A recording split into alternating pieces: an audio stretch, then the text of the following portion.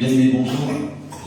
Je suis très heureux d'être avec vous ce matin, sinon d'être ensemble, pour que nous communions ensemble. Amen.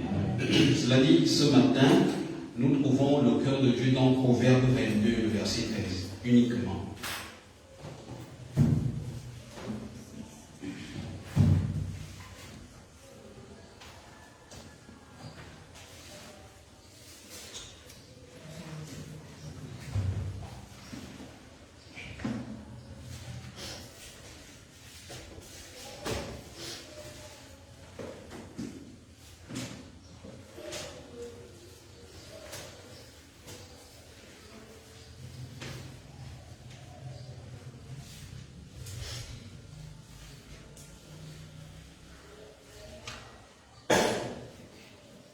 Merci.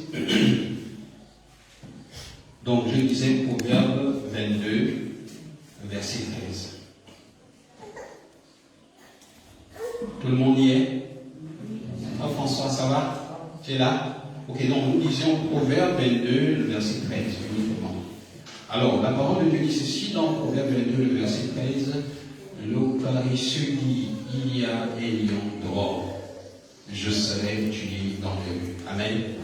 Donc vraiment, je suis très heureux, d'une part, j'ai envie de dire, de vous voir nombreux ce matin, mais j'ai tout le temps de dire que heureux de voir ceux-là que j'avais déjà vu un peu pendant longtemps. Amen. Donc, que toute la gloire revienne à Dieu, afin qu'effectivement nous communions ensemble. Nous partageons ce qu'il y a de meilleur, comme notre synonyme Elisabeth voulait nous l'évoquer durant son témoignage. Amen. Donc moi aussi, effectivement, j'ai des témoignages, sinon moi aussi j'ai aussi expérimenté la parole de Dieu en semaine. Donc en semaine, entre autres, j'ai vécu, sinon expérimenté deux situations. La première, c'est que un matin, en me levant, n'est-ce pas, lorsque j'étais à la cour, il y a ma voisine qui m'a abordé en me disant: ah, monsieur le pasteur, oui, vous avez constaté qu'effectivement, il n'y a pas de l'eau, n'est-ce pas? Il y a une interruption. Ah oui, effectivement. Cela est dû à quoi? Ah, monsieur le pasteur, nous avons appris qu'en fait c'est un vis du suppresseur qui s'est déconnecté. Donc c'est pour cela effectivement nous ne pouvons pas avoir, n'est-ce pas, de l'eau entre-temps. Donc on a interpellé le plombier, et le plombier, comme toute la journée, il est occupé, certainement au lever en soirée. C'est en soirée qu'effectivement il va venir regarder notre cas. Donc la petite histoire, effectivement, nous, notre concession ne dépend pas de l'eau de la SCG. Nous on dépend à 100%, n'est-ce pas, du forage, sinon donc du suppresseur. En tout cas, quand elle m'a évoqué ce point, tout de suite, n'est-ce pas, on a vu combien de fois on serait payé, on connaîtrait certainement des difficultés pour avoir de l'eau.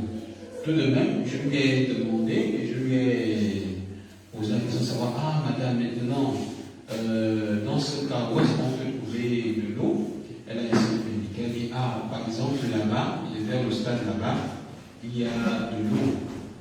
Il y a un robinet là-bas qui sort du mur, où on peut trouver le un robinet qui sort du mur, qui peut donner de l'eau gratuitement comme ça.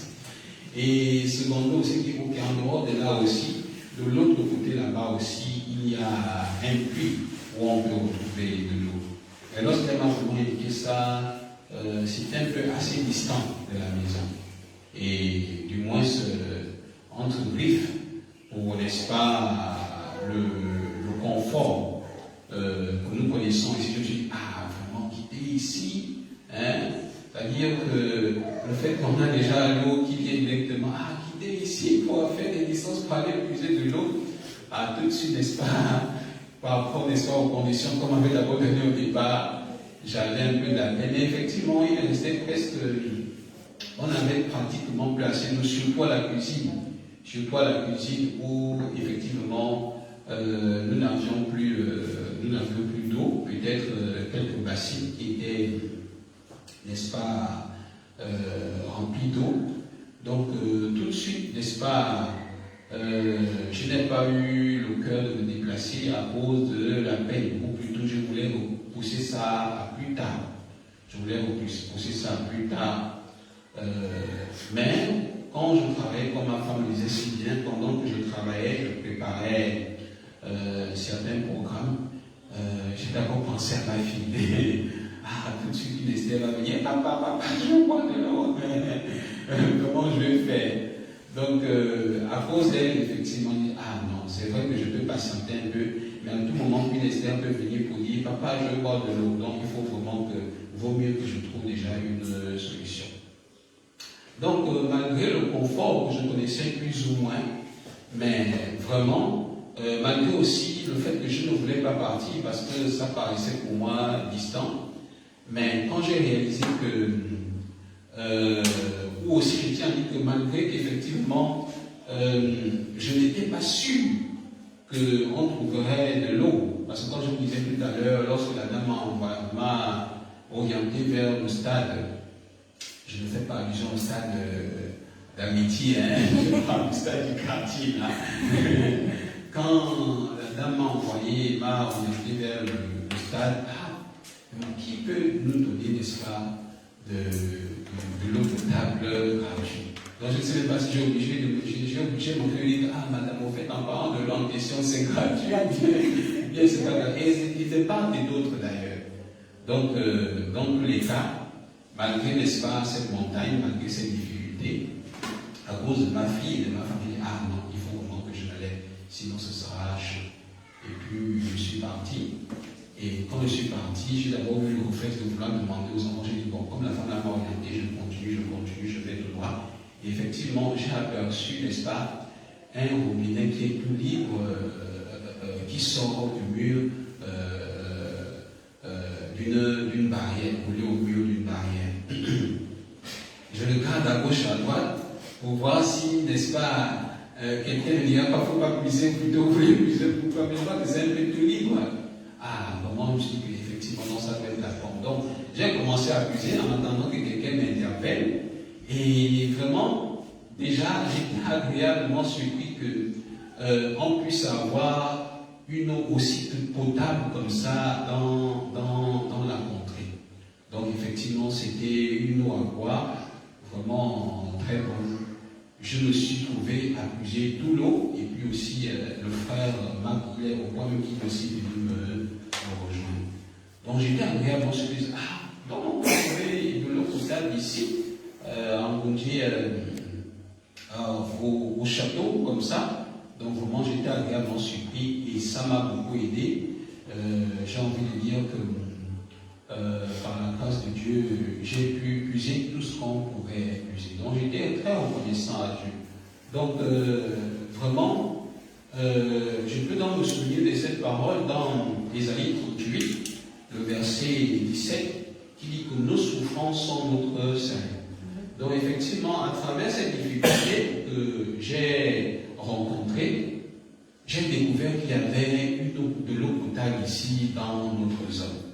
Donc, vraiment, quand, je ne sais pas quoi dire, quand je manquerai d'eau, et je peux aussi aller trouver de l'eau là maintenant, par exemple, le suppresseur d'encre. Et donc, voilà. Un autre défi aussi que j'ai connu, c'est que, effectivement, c'est pour ça, vraiment, il est très très important de partager. Je corrobore ce que notre meilleure maman de l'Église a partagé. C'est pour cela qu'il est très important de fréquenter l'Église. En d'autres termes aussi, donc de fréquenter les serviteurs de Dieu. Donc un mercredi soir, le bien-aimé Étienne, n'est-ce pas, en venant au culte mercredi soir, il nous a, pendant le culte, il nous a témoigné son cœur, n'est-ce pas, sa peine par rapport à la situation de l'épreuve de santé, n'est-ce pas, la situation de santé de son beau-frère, n'est-ce pas, le mari de sa grande sœur. Et Dieu soit loué, depuis ce jour, moi aussi j'ai été sensible, je prie pour lui, j'ai tenu à me rassurer, n'est-ce pas, s'il a la paix du cœur, c'est-à-dire si son beau-frère a le salut établi dans son cœur.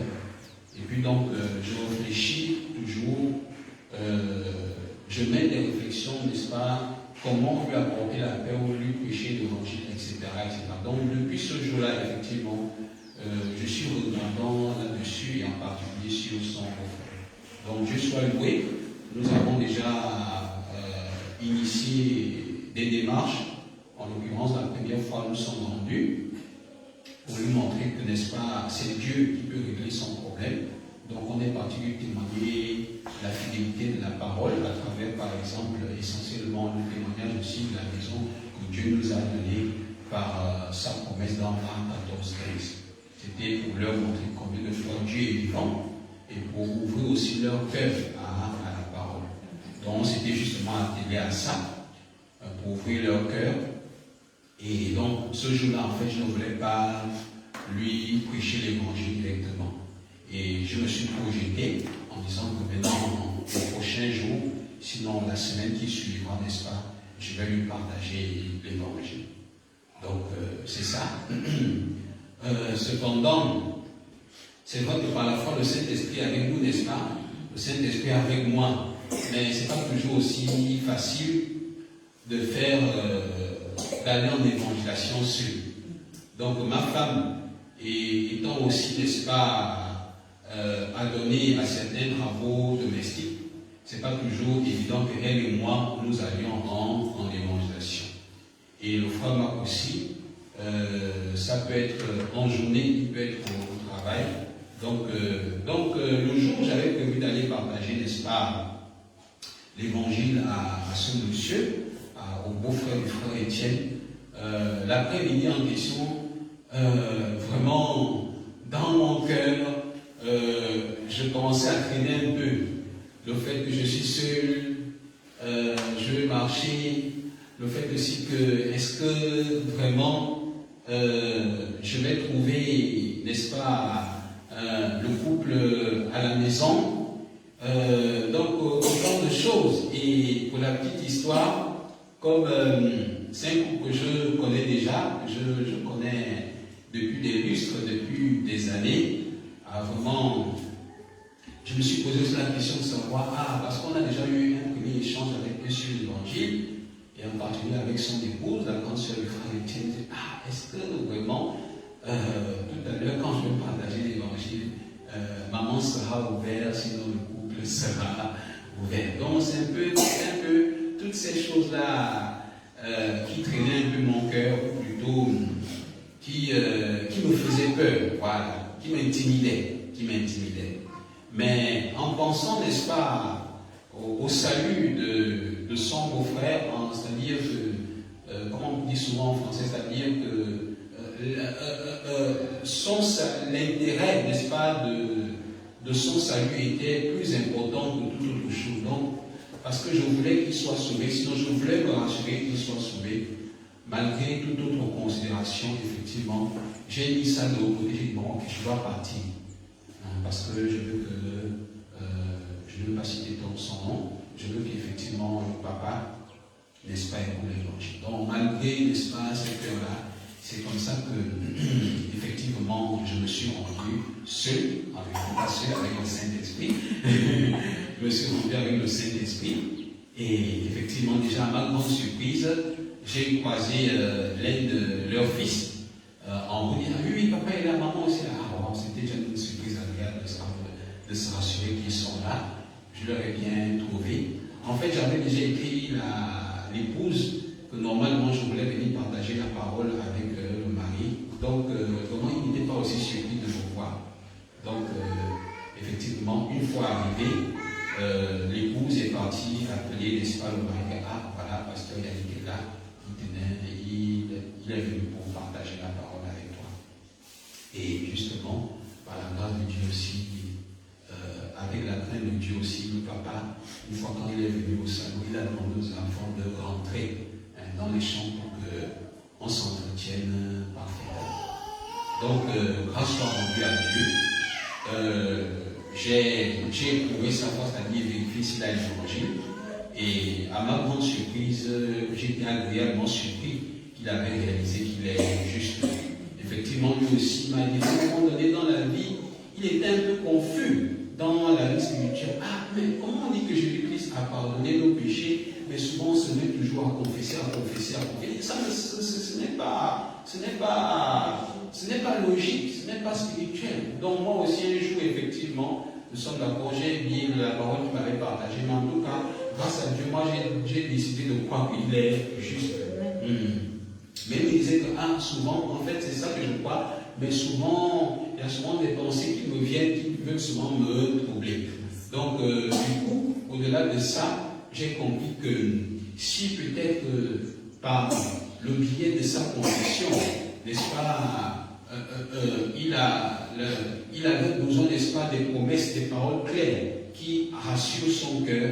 Donc j'ai tenu donc à lui présenter l'évangile profondément pour affermir sa foi. Et donc par la grâce de Dieu, je lui ai démontré, permettez-moi l'expression par A plus B, que le Seigneur l'a bien libéré du péché. Donc effectivement, il a encore été convaincu. Ah oui, comment je suis juste, je suis parfait. Donc j'étais très, très, très content.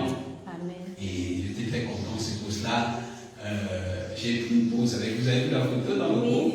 J'étais très content d'avoir juste à côté de moi. Amen. Donc j'étais agréablement surpris. Donc c'est quelques faits marquants, du moins je ne citer que cela que j'ai connu.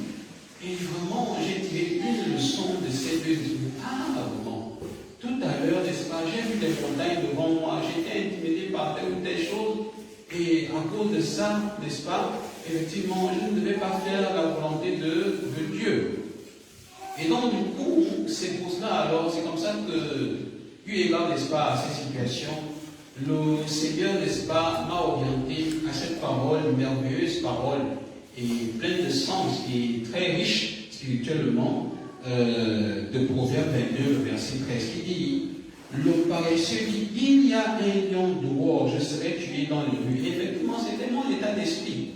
Face, n'est-ce pas, aux difficultés que j'étais confronté, nous sommes d'accord, effectivement, je disais que, vraiment, est-ce que le couple là, nous sommes d'accord, je sais que la dernière fois que je leur avais prêché l'évangile, ils étaient un peu fermés, non, à cause de ça, je pense que ça ne vaut pas la peine que j'aille, de ceux qui sont encore fermés dans leur cœur, ou ceux qui ont aussi de l'eau, vraiment, c'est vrai, on a besoin d'eau, mais vraiment là où on va aller puiser cette eau-là, il faut traverser, il faut marcher, il faut traîner avec des gros récipients. Donc c'était autant des raisons, n'est-ce pas, qui étaient dans mon cœur, n'est-ce pas, qui m'empêchaient de faire ce qui était essentiel. Et effectivement, le Seigneur m'a enseigné à travers cette parole de Proverbe 22 pour me montrer que, j'en ai dit, tu vois, effectivement, si normalement tu devais rater ce que le Seigneur voulait que tu fasses à cause de justement cette pensée, cette mentalité que tu as eu de dire que à cause de telle chose, n'est-ce pas, ce que je veux faire ne peut pas aboutir. Donc c'est comme ça que le Seigneur, n'est-ce pas, m'a montré que faut plus faire comme ça, grâce à cette parole, il ne faut plus avoir cette mentalité. Alléluia. Mais grâce soit rendue à Dieu, n'est-ce pas, alors que je n'avais jamais eu cette compréhension un jour de Proverbe 22, verset 13, d'aucuns appellent ça la révélation, et je le confirme. Mais dans Proverbe 22, verset 13, n'est-ce pas, j'ai encore eu un autre cœur nouveau de Proverbe 22, verset 13. Alors, j'aimerais vous dire ceci, par exemple, si on évoque, n'est-ce pas, le côté spirituel, n'est-ce pas, quand est-ce que parle-t-on de paresseux? Dans quel contexte, n'est-ce pas, on peut dire que quelqu'un est paresseux? On va se tourner de prof de français, par exemple. Ok. Oui, monsieur Mebi. Alors, non, parce qu'elle veut rien faire. C'est-à-dire, elle passe son temps, elle remet toujours à demain. Elle remet toujours à demain. Quelqu'un d'autre veut ajouter, bien aimé? situation. Qui ne veut pas affronter la réalité des choses. Ok, très bien. Quelqu'un voulait ajouter quelque chose? En vérité, lui, meilleur époux. Quand quelqu'un a toutes ces aptitudes, mais il ne veut pas les mettre en application. Super. Amen. En vérité, si vous réfléchissez profondément, c'est derrière ça. Hein? C'est derrière, n'est-ce pas, cette pensée-là qu'on dit que X ou Y est paresseux. Ça veut dire qu'en fait, normalement, il a les aptitudes, n'est-ce pas, pour faire telle ou telle chose. Cependant, nous sommes d'accord, il ne veut pas les utiliser. Hein? Le paresseux ne veut pas dire qu'il n'est pas méritant. Quand on dit que quelqu'un est paresseux, il ne s'agit pas de lui dire qu'il est ignorant, n'est-ce pas? Il ne s'agit pas de lui dire qu'il est faible. Quand on dit que quelqu'un est paresseux, ça veut dire qu'en vérité, tu as, comme mon meilleur époux l'a si bien dit, tu as les aptitudes qu'il faut, mais tu ne les utilises pas. Par exemple, sœur,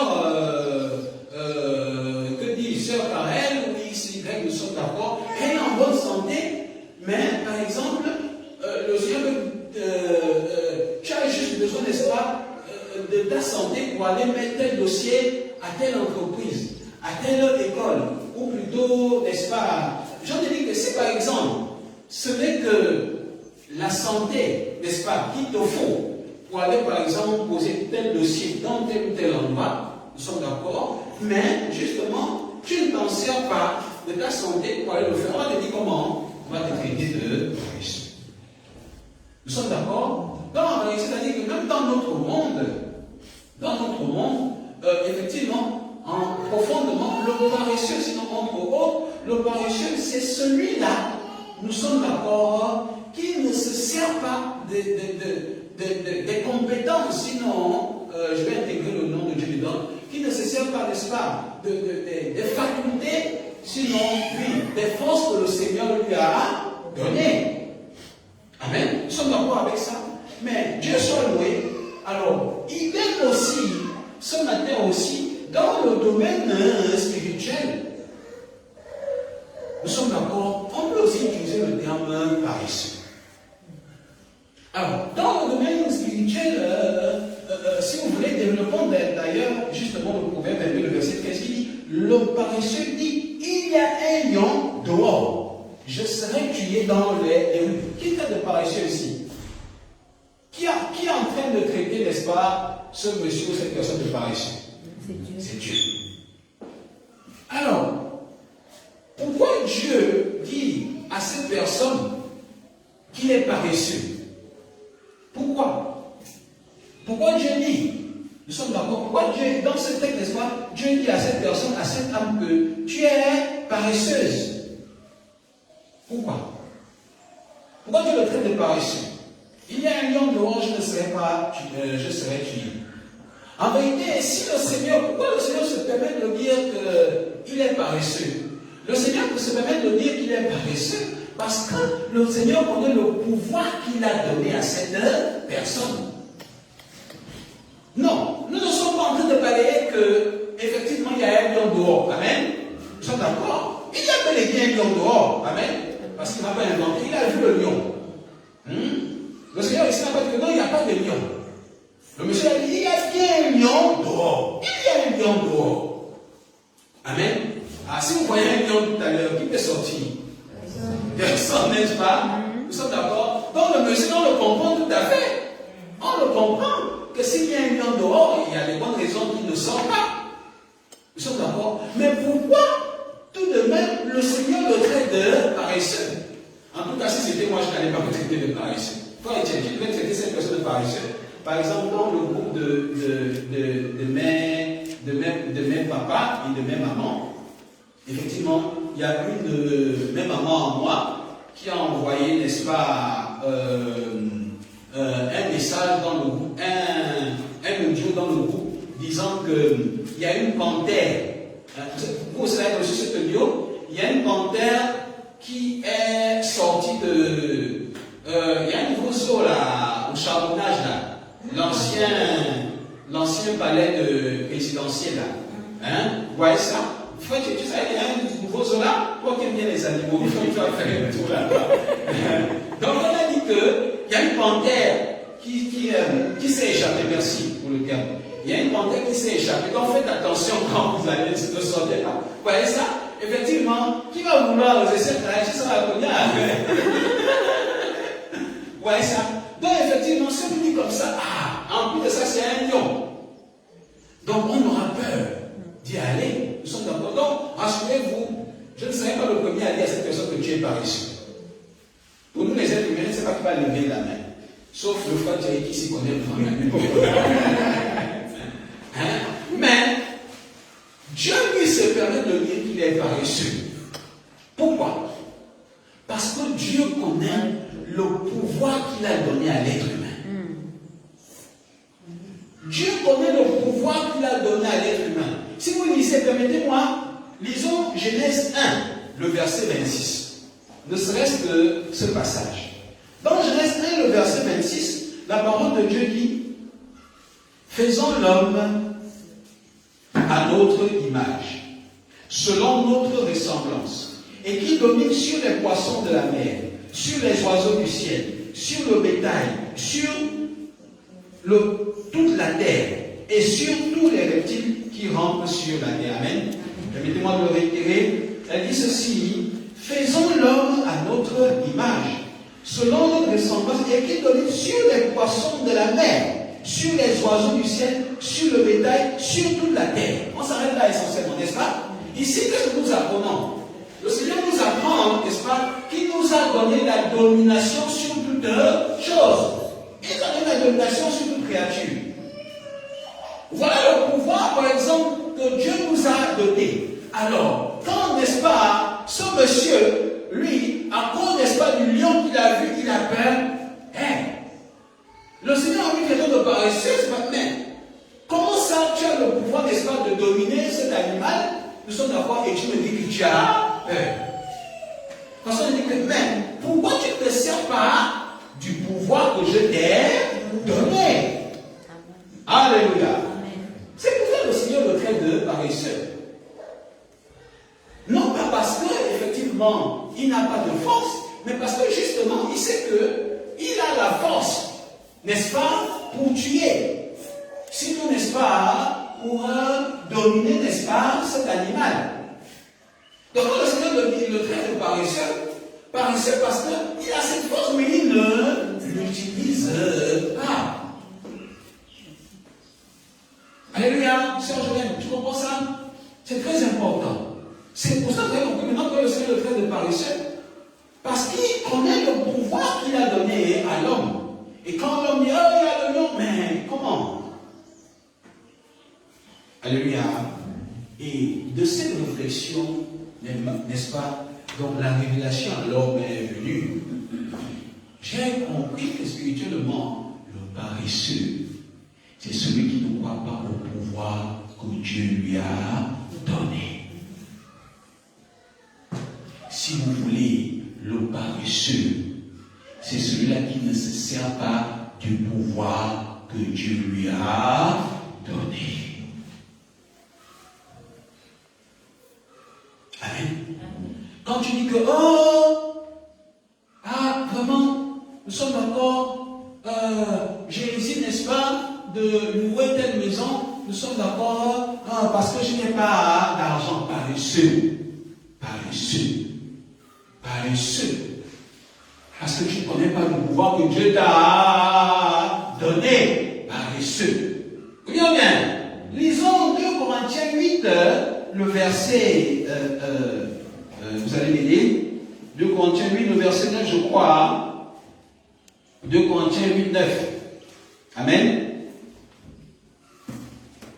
2 Corinthiens chapitre 8, le verset 9 dit: car vous connaissez la grâce de notre Seigneur Jésus-Christ, qui pour vous s'est fait pauvre, de riche qu'il était, afin que par sa part, tout le monde est éveillé ce matin, nous apprend que vous connaissez la grâce de notre Seigneur Jésus-Christ, qui pour vous s'est fait pauvre, de riche qu'il était, afin que par sa pauvreté, vous fussiez enrichis. Amen. Donc ici, la parole de Dieu nous apprend, n'est-ce pas, par la grâce de Jésus-Christ, nous sommes devenus comment? Riches. Donc voilà un pouvoir, sinon un bien, un acquis garantie que le Seigneur nous a donnée. Le Seigneur nous apprend que, à cause de Jésus-Christ, nous sommes bel et bien riches. Moi, depuis un bon moment, je confesse que je suis millionnaire. Je suis millionnaire. Je ne fais que confesser. Hein? Ouais, j'ai manqué même de faire une parenthèse sur le merveilleux témoignage du couple. Il n'y a pas quelqu'un ici qui a toujours l'habitude de dire que je suis riche. Vous connaissez la personne qui a souvent dit ça ici dans l'église? Ah. Elle dit toujours ça, même pasteur que je suis, jamais je n'ai pas la foi comme elle. Toujours comme ça, ah, pasteur, je suis riche. Et à un moment, ça approche comme ça, il n'y a rien, pasteur, je suis riche. Pasteur, je suis riche. Oh, pasteur, il est trop riche ici. Oh. Mais pendant combien de temps, elle a dit ça de moi et de moi, mais on ne voyait pas. Hein? Mais, en dehors d'aujourd'hui, on a vu la richesse. Alléluia. Amen. Mais elle n'a pas vu. Amen. Dans la situation, elle ne voyait pas ça. Mais elle a confessé la vérité de Dieu. Elle ne faisait que confesser qu'elle est riche parce que Dieu lui a pris, lui a informé qu'elle est riche. Malgré la situation, elle ne faisait que confesser qu'elle est riche. Amen. Hein? Maintenant, le Seigneur commence maintenant à manifester la richesse. C'est le début du commencement. Amen. Alléluia. Amen. Donc, effectivement, ce n'est pas faux. 2 Corinthiens chapitre 8, le verset 9, nous apprend que grâce au sacrifice par le biais du sacrifice de Jésus-Christ, n'est-ce pas, le Seigneur, n'est-ce pas, nous a dépourvus de tout ce qui était mauvais, toute forme de malédiction, parmi lesquelles la pauvreté, et aujourd'hui, maintenant, nous sommes riches. Donc, quand quelqu'un, n'est-ce pas, va dire que, ah, pasteur, ah, frère et soeur, si je ne suis pas venu à l'église, c'est à cause de l'argent de taxi. Paresseux. Paresseux. Oh, pasteur, excusez-moi, désolé, je ne peux pas venir à tel séminaire. Désolé, je ne peux pas venir à l'église. Nous sommes d'accord parce que je n'ai pas d'argent de taxi. Paresseux. Paresseux, parce que tu ne sais pas que Dieu, n'est-ce pas, t'a pourvu de doter de la richesse. Paresseux. Amen. Ah, bon, voilà telle maison qui te sied, n'est-ce pas, pour ta famille, ou plutôt que sais-je encore, nous sommes d'accord. Ah, mais tu dis non, je suis pauvre, je n'ai pas d'argent, c'est pour ça que je ne peux pas. Nous sommes d'accord. Paresseux. Paresseux. Dieu t'a dit que tu es riche, nous sommes d'accord, mais tu ne te sers pas du pouvoir que Dieu t'a donné.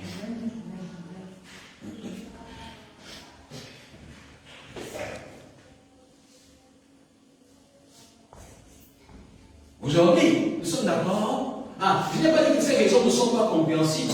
Par exemple, les frères et les sœurs, n'est-ce pas, peuvent par exemple hésiter à participer, n'est-ce pas, au jour du loyer de l'église. Vous savez pourquoi? Vous savez pourquoi? Ah, parce que normalement, ils ne gagnent pas assez d'argent. Nous sommes d'accord. Ah, c'est à cause de ça, j'hésite, n'est-ce pas, à contribuer, n'est-ce pas, au loyer de l'église. Paresseux. Paresseux. Tu regardes à la situation et pourtant Dieu t'a dit que tu es riche.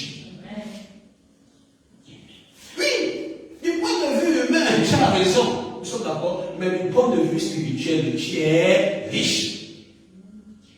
Nous, les chrétiens, les justes, nous marchons par la foi et non par la vue. Ah, quelqu'un par exemple qui est malade, oh je ne peux pas, je suis malade, c'est pour ça que je ne vais pas au travail, je suis malade, c'est pour ça que je ne vais pas à l'église, je suis malade, c'est pour ça, paresseuse.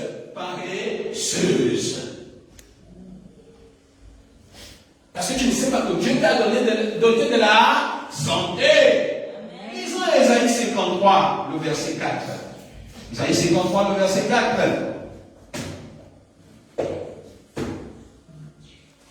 Vous êtes avec moi ce matin? Amen. Ésaïe 53, le verset 4, si vous me permettez, pour ne pas être long, dit, cependant ce sont nos souffrances qu'il a apportées. C'est de nos douleurs qu'il s'est chargé. Et nous l'avons considéré comme puni, frappé de Dieu et humilié. Mais il était blessé pour nos péchés, brisé pour nos iniquités. Le châtiment qui nous donne la paix est tombé sur lui, et sa personne meurtrissure que nous sommes guéris. Ainsi, je l'ai, n'est-ce pas? Dans Ésaïe 53, le verset 4, par exemple, nous sommes d'accord, hein, le Seigneur nous dit quoi? nous apprend que par son sacrifice, n'est-ce pas, il nous a guéris. Au verset 4, il dit, ce sont nos souffrances qu'il a portées, c'est de nos douleurs qu'il s'est chargé. Le Seigneur a pris nos maladies, le Seigneur a pris nos infirmités. Nous sommes d'accord? Comme effectivement, Matthieu 8, le verset 17 l'atteste aussi. Disons Matthieu 8, le verset 17.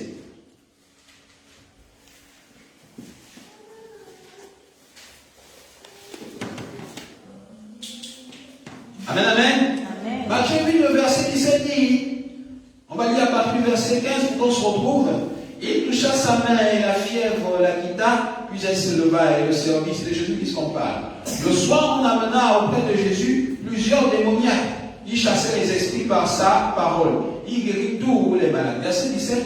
Afin que s'accomplisse ce qui avait été annoncé par Isaïe, le prophète. Il a pris nos infirmités, il s'est chargé de nos maladies. C'est la parole que le Seigneur dit au frère Étienne, au frère Marc, au frère, qui encore? Ils sont nombreux, à la sœur Hélène, etc., etc. Il dit, le Seigneur s'est chargé de nos infirmités. Il s'est chargé de nos maladies. Notre prof de français, il est là, il va bien nous expliquer. Ça veut dire qu'il a pris toutes nos maladies. Il a pris toutes nos infirmités. Amen. Donc, à l'église Mission Bonne Nouvelle, nous, on s'appuie sur la parole de Dieu. On s'appuie sur la promesse de Dieu. Donc, on croit ce que Dieu nous dit à 100%. Amen. Donc, de ce fait, ce que le Seigneur a dit tout à l'heure, c'est qu'il a pris nos maladies, il a pris nos infirmités. C'est-à-dire que nous sommes en parfaite santé. Nous sommes en parfaite. Le Seigneur nous apprend que grâce à Jésus-Christ, nous sommes en parfaite santé. Et quand on dit que, je suis malade, c'est pour ça que je ne peux pas faire telle ou telle chose, paresseux. Tu es paresseux. Paresseux, n'est-ce pas? Parce que tu ne veux pas utiliser, n'est-ce pas, le bien, sinon le pouvoir de la santé que le Seigneur t'a donné.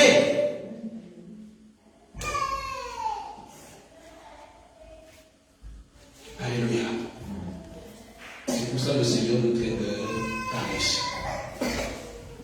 Je ne peux pas venir à l'église parce que je ne me sens pas bien, paresseux. Nous sommes d'accord? Si tu sais, si tu te souviens, n'est-ce pas, que le Seigneur t'a donné la santé, marche par la foi. C'est pour ça, maman Marie, elle ne regarde pas son état physique. Amen. Malgré son état physique, elle est la toute première avec l'Israël. Je crois que maman Marie est une septagénaire. Mais elle est la première de toute l'église, n'est-ce pas, à venir à l'heure. À 9 ans, maman Marie est déjà ici. Elle est 6 mois d'Amissa. Elle est 6 mois d'Amissa. Les exemples sont nombreux. Et d'ailleurs, je vais terminer sur ce point à travers cette belle bénédiction que le Seigneur nous donne dans Éphésiens 1, le verset 3.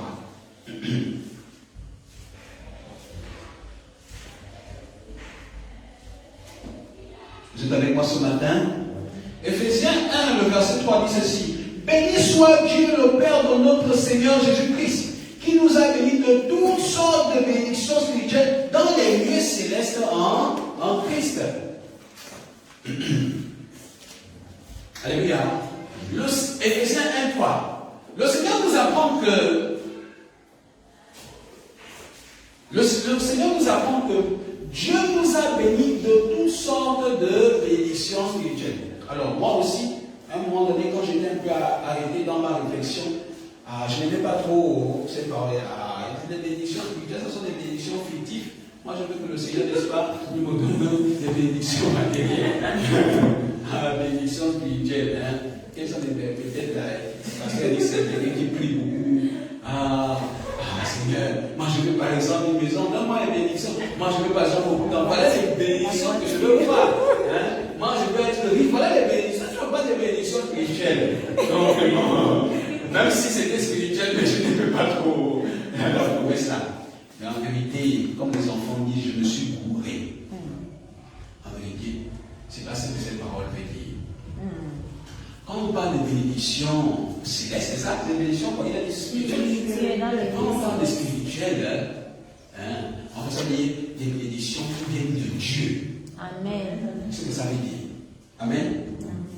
Béni soit Dieu, le Père de notre Seigneur Jésus-Christ, qui nous a bénis de toutes sortes de bénédictions spirituelles dans les lieux célestes en Christ. Quand on dit bénédictions spirituelles, ne vous attendez pas qu'il s'agit de quelque chose qui est fictif. Non. Bénédiction spirituelle, en fait, ça veut dire bénédiction qui vient de Dieu. Amen. La santé est une bénédiction qui vient de Dieu.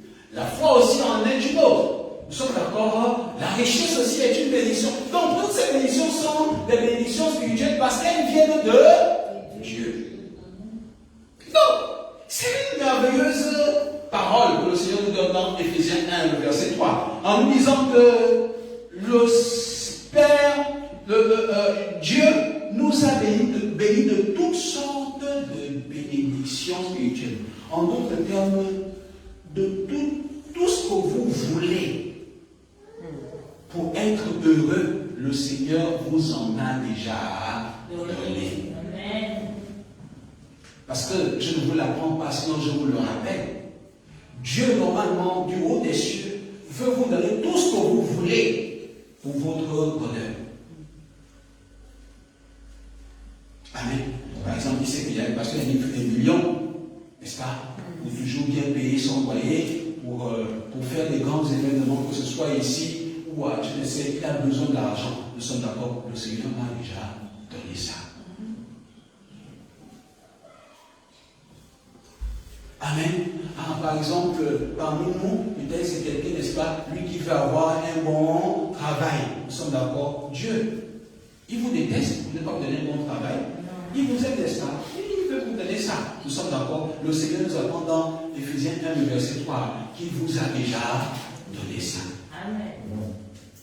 Donc, le frère ou la soeur, n'est-ce pas, qui veut être en bonne santé, qui lui, son bonheur, n'est-ce pas, sa grande joie, serait de se rassurer qu'il est en bonne santé, le Seigneur lui en a déjà aussi donné. Amen. Bref, tout ce que vous voulez pour être heureux, tout ce que vous voulez que le Seigneur vous donne, Éphésiens 1, le verset 3, vous apprend qu'il vous a déjà donné ça en Christ. Alléluia. Donc, vous devez donc réaliser effectivement que vous êtes doté de ce pouvoir. Par exemple, justement, que le Seigneur vous exauce. Amen. Donc moi, quand j'ai compris Proverbe 22, le verset 13, nous sommes d'accord, j'ai eu l'occasion, par exemple, de l'expérimenter. Amen. Donc nous aussi, en ces derniers temps, le défi ici pour le culte en ligne, c'est le courant. Ah, c'est bien, on va faire culte en ligne, peut-être on va couper le courant, etc. Est-ce que ça vaut même la peine que je place le matériel, etc. Le Seigneur m'a dit, Yannick, paresseux.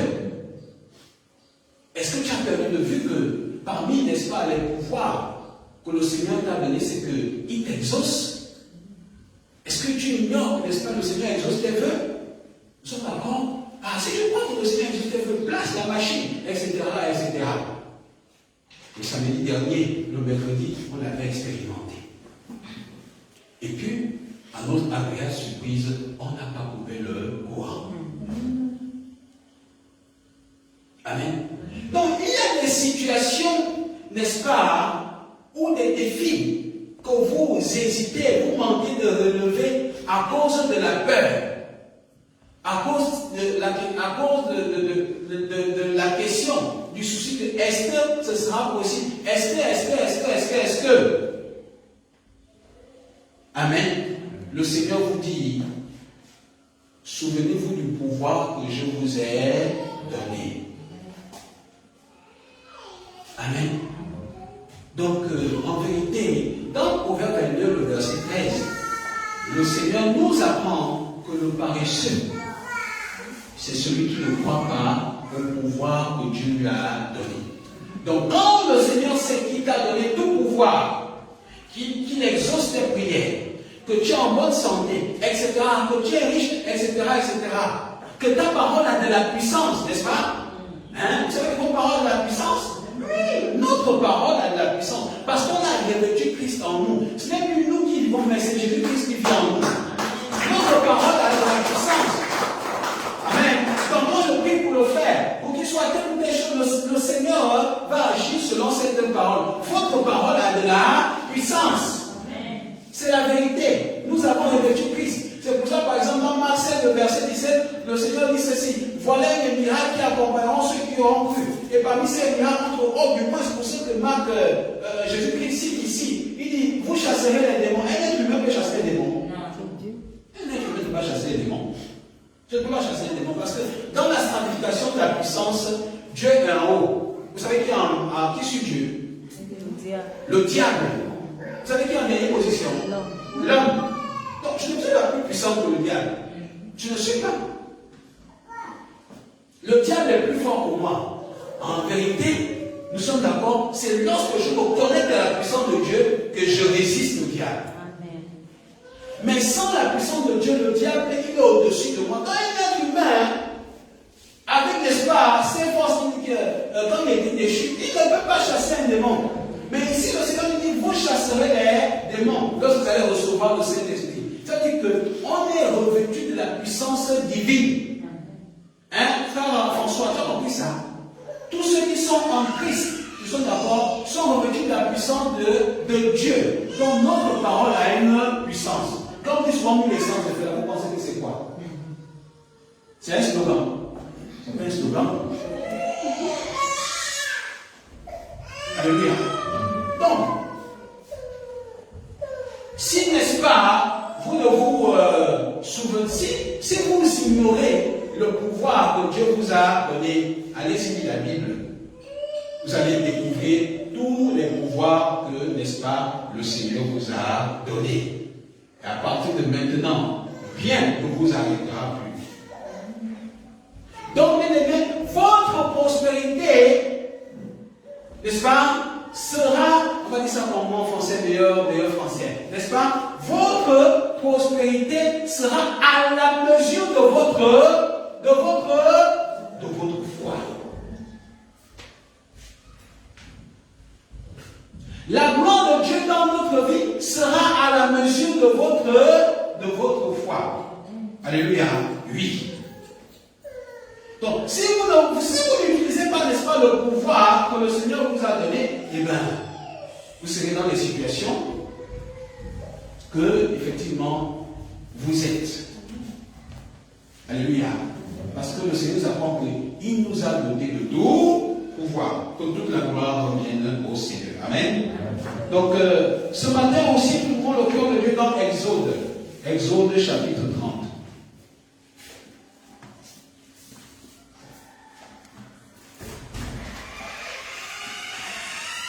Vous êtes avec moi ce matin? Exode 30, du verset 17 au verset 21. Exode 30, 17 à 21. La parole de Dieu dit ceci. L'Éternel parla à Moïse et dit: tu feras une cuve d'airain avec sa base d'airain pour les ablutions. Tu placeras entre la tente d'assignation et l'autel, et tu mettras de l'eau avec laquelle Aaron et ses fils se laveront les mains et les pieds. Lorsqu'ils entreront dans la tente d'assignation, ils se laveront avec cette eau afin qu'ils ne meurent point. Et aussi lorsqu'ils s'approcheront de l'autel pour faire le service et pour offrir les sacrifices à l'Éternel. Ils se laveront les mains et les pieds afin qu'ils ne meurent point. Ce sera une loi perpétuelle pour Aaron, pour ses fils et pour leurs descendants. Vous avez bien suivi le texte? Alors je le relis pour vous. Nous réitérons Exode 30 du verset 17 au verset 21. La parole de Dieu dit ceci. L'Éternel parla à Moïse et dit: tu feras une cuve d'airain avec sa base d'airain pour les ablutions. Tu la placeras entre la tente d'assignation et l'autel, et tu mettras de l'eau avec laquelle Aaron et ses fils se laveront les mains et les pieds. Lorsqu'ils entreront dans la tente d'assignation, ils se laveront avec cette eau, afin qu'ils ne meurent point. Et aussi lorsqu'ils s'approcheront de l'autel pour faire le service et pour offrir des sacrifices à l'Éternel. Ils se laveront les mains et les pieds afin qu'ils ne meurent point. Ce sera une loi perpétuelle pour Aaron, pour ses fils et pour leurs descendants. Ce texte que je vais vous partager, cette fois-ci, ce n'est pas, permettez-moi l'expression, ce n'est pas de moi-même que je l'ai trouvé. Nous sommes d'accord, ou disons même que j'ai eu la compréhension.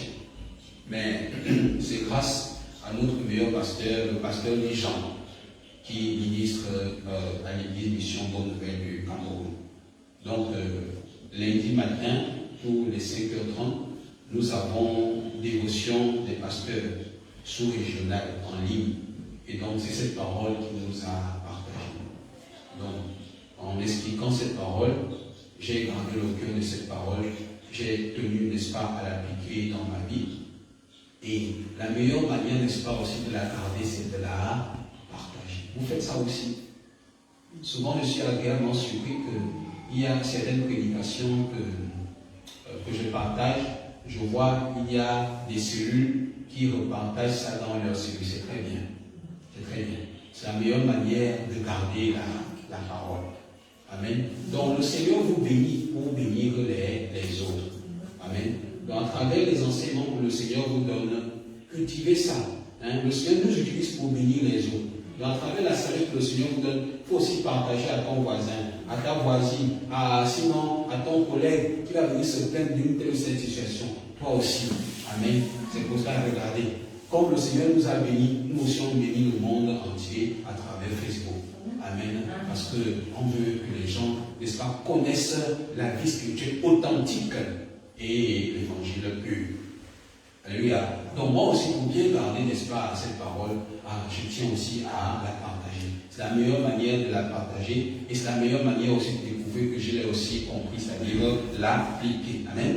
Dans notre église, n'est-ce pas, il y a souvent, n'est-ce pas, des frères et des sœurs qui ont la mentalité selon laquelle, comme Jésus-Christ, n'est-ce pas, m'a pardonné de tout péché par mon sang, je n'ai plus de comptes à rendre à quelqu'un. En d'autres termes, maintenant, je peux mener ma vie comme je veux librement. Je n'ai même plus besoin de consulter Dieu. En tout cas, le Seigneur, n'est-ce pas, il m'a donné ce dont j'avais besoin. Donc, le reste là, mon salut, c'est seulement ce qui regarde Dieu. Mais le reste là ne regarde pas Dieu. Ou bien bien. Ou bien bien. Ou bien bien. Oui. Même si elle ne le dit pas, mais nos comportements peuvent le dire. Amen. C'est-à-dire que, oui, vraiment, Seigneur, je te rends grâce. Je te suis très très reconnaissant de ce que personne vraiment ne peut le faire. Grâce au sang de l'agneau, effectivement, tu m'as libéré de tout péché. Seigneur, vraiment, grâce à toi, je suis sauvé.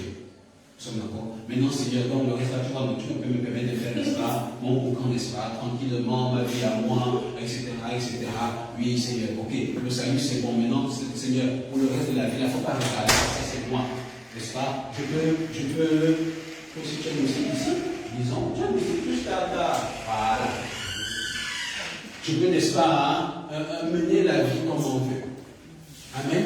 Effectivement, cet état d'esprit peut souvent nous, comment on dit ça en français, peut souvent nous visiter, n'est-ce pas?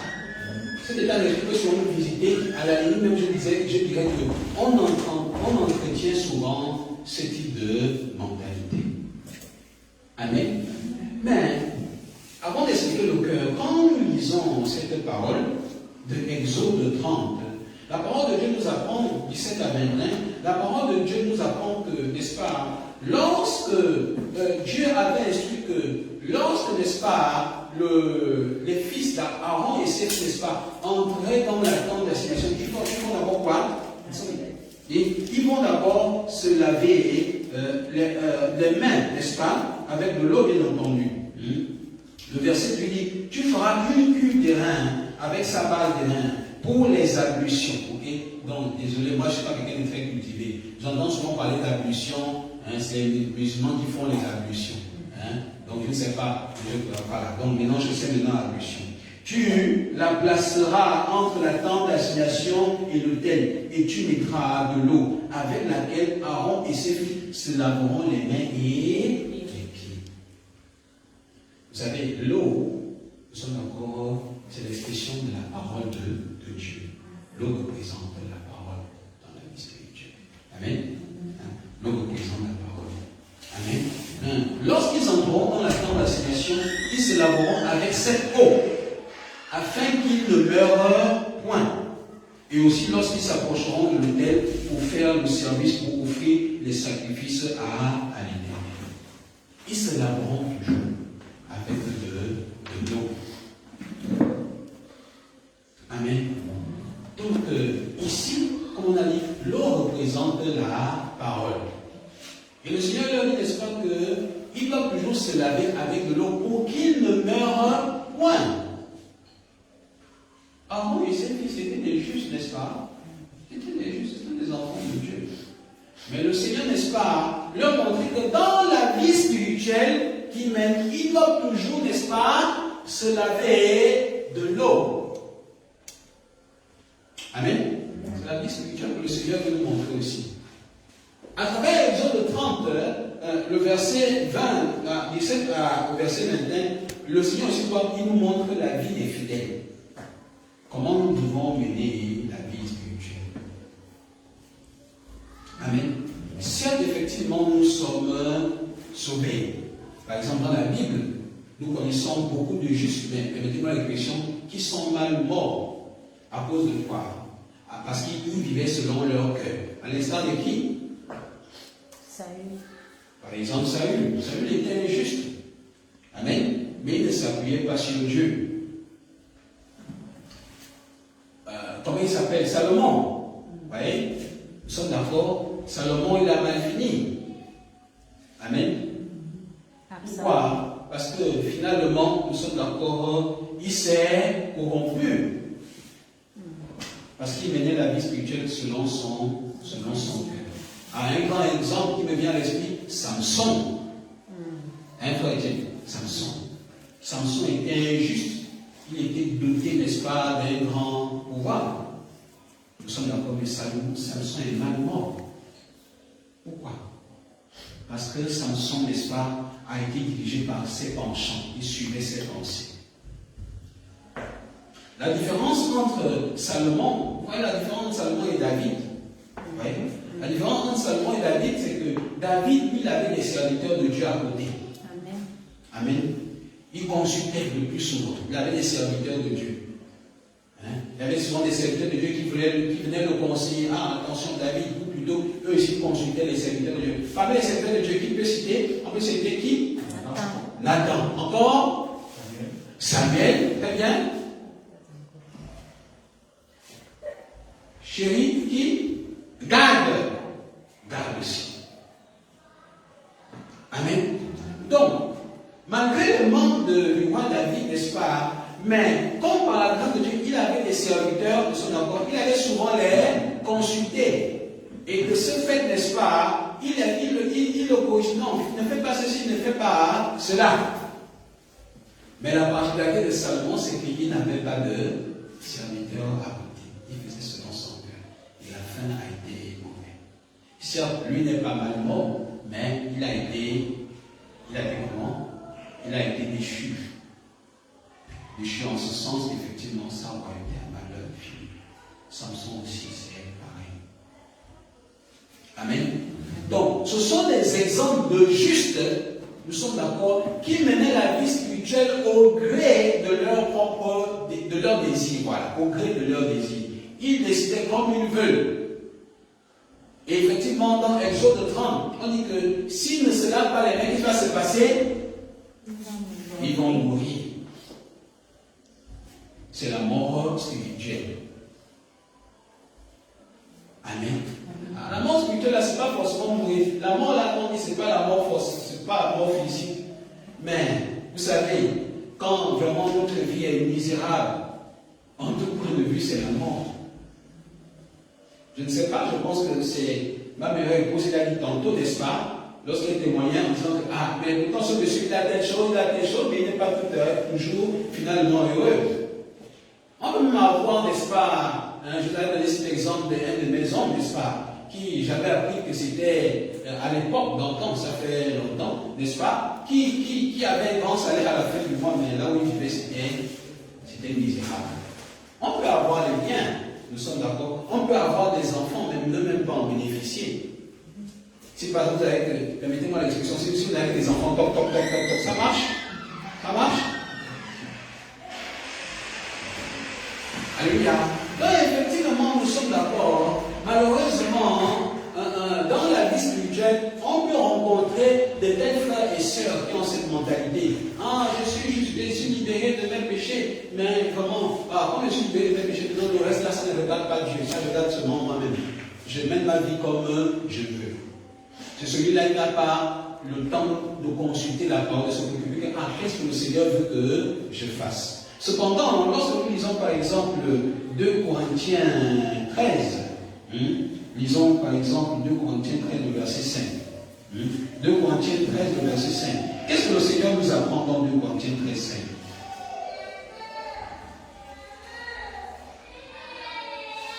Prière de fermer la porte du couloir. Donc dans 2 Corinthiens 13, le verset 5, la parole de Dieu dit: examinez-vous vous-même pour savoir si vous êtes dans la foi. Éprouvez-vous vous-même. Ne reconnaissez-vous pas que Jésus-Christ est en vous, à moins peut-être que vous ne soyez éprouvés. Amen. Donc ici, par exemple, de prime abord, l'apôtre Paul dit: examinez-vous vous-même pour savoir si vous êtes dans la foi. Éprouvez-vous vous-même. Comment est-ce que vous pouvez vous éprouver sans la parole? Amen. Donc ici, l'apôtre Paul nous apprend, n'est-ce pas, à toujours s'examiner dans notre vie spirituelle. Si on est dans la foi, de façon générale, ça veut dire quoi? Ça veut dire que si je fais là, nous sommes d'accord, je le fais selon la parole. Amen. Donc, oui, en Christ, n'est-ce pas, effectivement, vous êtes sauvés, vous êtes libérés de vos péchés. Amen. Nous sommes d'accord. Comme Matthieu 4, le verset 4 nous le dit, il dit quoi? L'homme ne vivra pas de pain seulement, mais de toute parole qui sort de la bouche de Dieu. Ça veut dire quoi? Ça veut dire que Dieu nous apprend que dans notre vie spirituelle, on doit toujours être conduit par la parole. Pas seulement pour le salut, mais pour le reste aussi. Pour le reste aussi. Puis le juste ne vivra par la foi en la parole. Amen.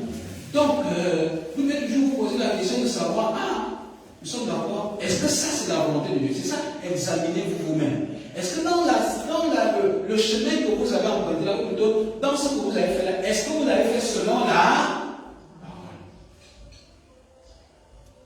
C'est ça, examinez-vous vous-même. Donc, il est toujours important que vous vous examiniez dans votre vie spirituelle. C'est-à-dire que ce que je fais là, je le fais selon la parole ou pas. Malheureusement, il y a ceux-là justement, à cause de cette vilaine mentalité que, non, comme je suis sauvé, le reste là ne regarde pas Dieu. Il ne se préoccupe pas, n'est-ce pas, d'être lavé par la parole. En d'autres termes, de consulter la parole. Et le Seigneur, comme dans Exode 30, il dit quoi? Ils vont mourir. Leur vie spirituelle sera misérable. Pas seulement leur vie spirituelle, à tous les niveaux. Ce sont les mêmes, n'est-ce pas, qui ont cette mentalité que, effectivement, non, moi je n'ai pas besoin de l'église. Je vais encore aller pour écouter quoi l'église, qu'est-ce qu'ils vont me raconter, qu'est-ce qu'ils vont me dire. Ils ont 1 Corinthiens 15, n'est-ce pas, le verset 33. 1 Corinthiens 15, le verset 33. 1 Corinthiens 15, le verset 33 dit: ne vous y trompez pas, les mauvaises compagnies corrompent les bonnes mœurs. Amen. La parole de Dieu dit: ne vous y trompez pas, les mauvaises compagnies corrompent les bonnes mœurs. Amen. C'est qui les mauvaises compagnies? Quelle idée? Les mauvaises compagnies, c'est qui? Le monde. Merci, ma meilleure femme. C'est le monde. Le monde, ce sont les mauvaises compagnies. Les pensées que le monde va me donner, ce sont les mauvaises compagnies. La bonne compagnie, c'est qui? La bonne compagnie, c'est qui? La bonne compagnie, c'est la parole. On trouve la bonne compagnie où? À l'église. À l'église. Pourquoi? Parce que c'est à l'église, n'est-ce pas, qu'on transmet la parole de Dieu. Il y a le monde et l'Église. Amen. Aux yeux de Dieu, ce sont ces deux mondes qu'il y a. Il y a le monde et l'Église. Amen. La mauvaise compagnie, c'est le monde. Si toi tu restes au quartier tous les jours de ta vie, nous sommes d'accord, tu seras corrompu par les pensées du monde. Les mauvaises compagnies du monde corrompent les bonnes mœurs. Les mauvaises compagnies, ce sont vos pensées. Amen. Frère Etienne, Thierry, tu as compris? Les mauvaises compagnies, ce sont les... c'est pas seulement nos pensées. C'est pour cela, justement, qu'on a besoin toujours de fréquenter l'Église, c'est-à-dire d'être toujours en contact avec la parole. Parce que nos pensées nous rendent malheureux. Nos pensées, n'est-ce pas, nous conduisent, n'est-ce pas, au malheur. Vrai ou faux? Vrai. Ma pensée me dit, hé, monsieur, drague la fille là. Hé, monsieur, sors avec la... Ça, c'est ma pensée. Si je ne suis pas en contact avec la parole, je vais entretenir cette pensée. Si je ne viens pas à l'église, nous sommes d'accord, effectivement, cette pensée sera là. Amen. Les mauvaises compagnies, ce sont vos pensées qui, tous les jours, n'est-ce pas, vous visitent dans votre cœur. Les pensées qui, tous les jours, visitent votre cœur là, ce sont les mauvaises compagnies. Mais qui peut chasser ces mauvaises compagnies? C'est l'Église, c'est la parole. 1 Corinthiens 15, verset 30, dit les mauvaises compagnies corrompent les bonnes mœurs. Donc, afin, n'est-ce pas, d'être en compagnie de ces mauvaises compagnies, alléluia, ton cœur sera corrompu. Afin d'être toujours au quartier, ne pas écouter la parole, nous sommes d'accord, ton cœur sera corrompu. On a besoin de l'Église. Éphésiens 3, le verset 10, si je ne m'abuse, n'est-ce pas? Et vous connaîtrez par l'Église la sagesse infiniment variée de Dieu. C'est dans l'Église que le Seigneur communique, n'est-ce pas, sa sagesse. On ne peut pas la trouver ailleurs. On ne peut pas. Sachez comme nous tous, on a besoin pour surmonter les défis de ce monde. Comme ma meilleure fille qui est derrière là-bas, la sœur Marie-Hélène. Récemment, n'est-ce pas, elle m'a partagé, n'est-ce pas, une difficulté qu'elle a rencontrée au quartier. J'ai dit, sœur, en vérité, les difficultés, on va toujours les rencontrer. La fatalité, c'est pas là. Mais si on est connecté à la parole, on s'en sort. Ah, sœur, tu vois, viens toujours écouter la parole. Amen. Ce qui fera en sorte que, n'est-ce pas, par exemple, tu viens d'avoir un coup tout à l'heure à travers ce que tu as vécu, mais vraiment, comme la parole de Dieu te dit dans Romains 12, le verset 21, ne vous laissez pas vaincre par le mal, mais surmontez le mal par le bien. Mais un tel souci, n'est-ce pas, peut te submerger, peut t'anéantir, peut te rendre dépressif, et que ces gens encore. Mais Dieu soit loué, si malgré, ok, ce problème est venu, mais quand tu te rends à l'église, tu es soigné par la parole de Dieu. Amen. Tu es soigné par la parole de Dieu. Si dans la parole de Dieu, effectivement, ne peut pas te montrer, désormais, si je fais face à telle situation, voilà ce que je dois faire.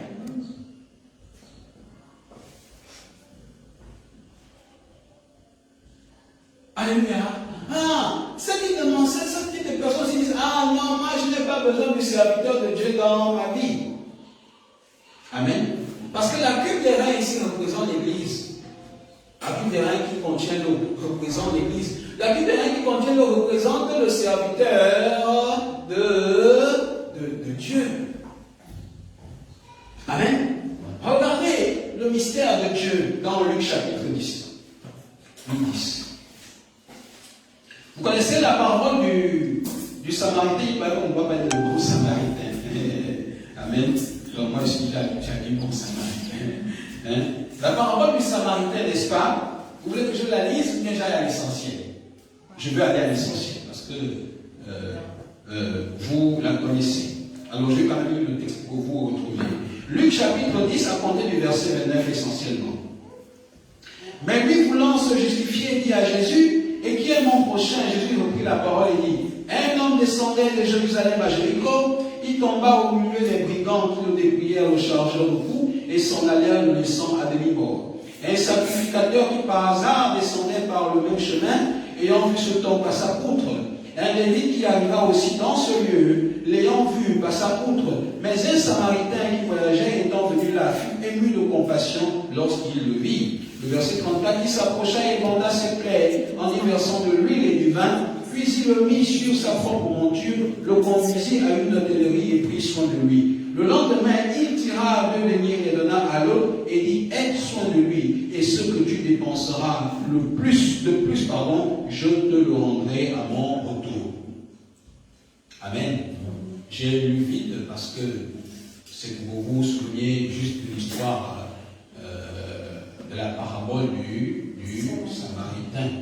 En fait, ici, il y a un grand mystère.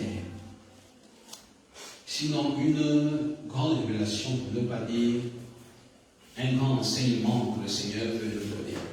Ici, n'est-ce pas, le Seigneur, n'est-ce pas, nous montre, n'est-ce pas, ce qu'il a établi une fois que Jésus nous sauve.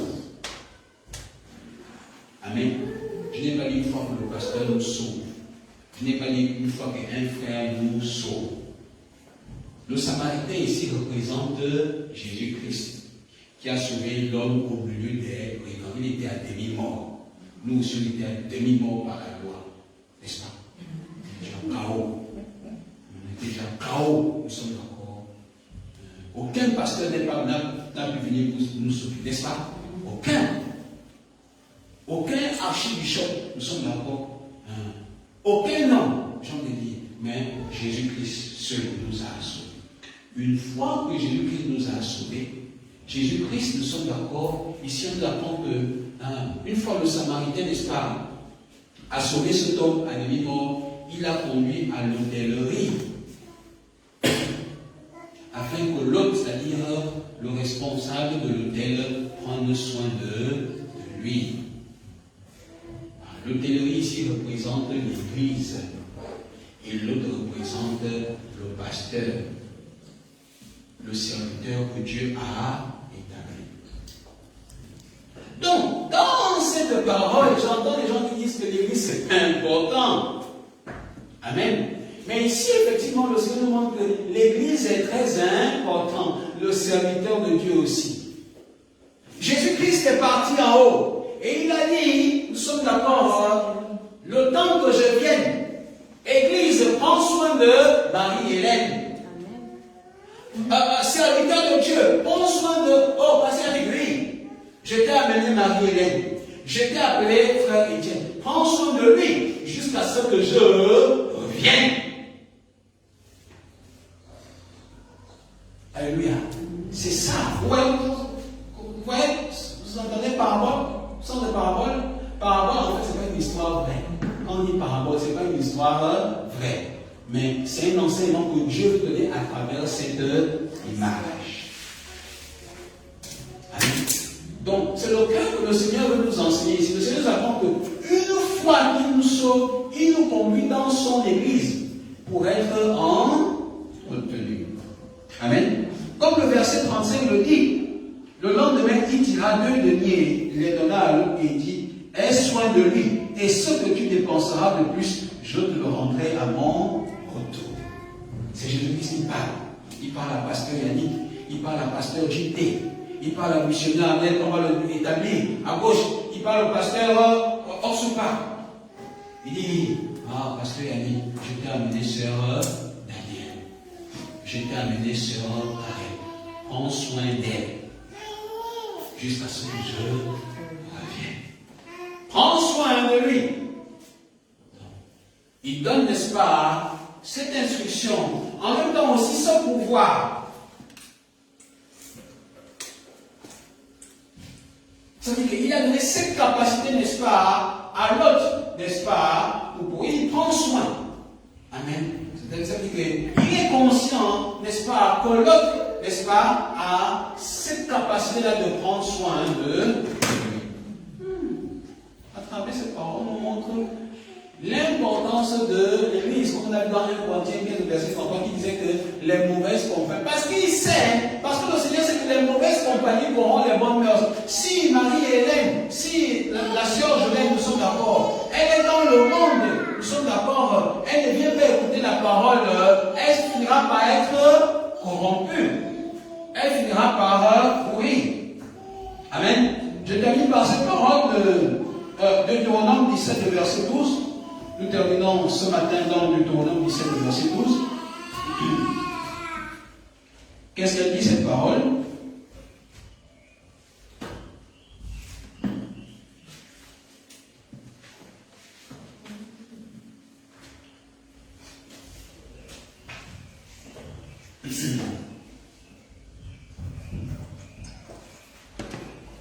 Deutéronome 17, verset 12. Tout le monde y est?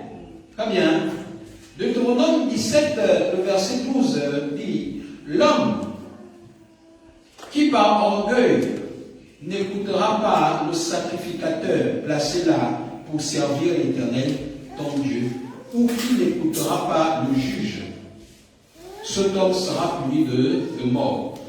Tu ôteras ainsi le mal du milieu d'Israël, afin que tout le peuple entende et craigne et qu'il ne se livre plus à l'orgueil. Amen.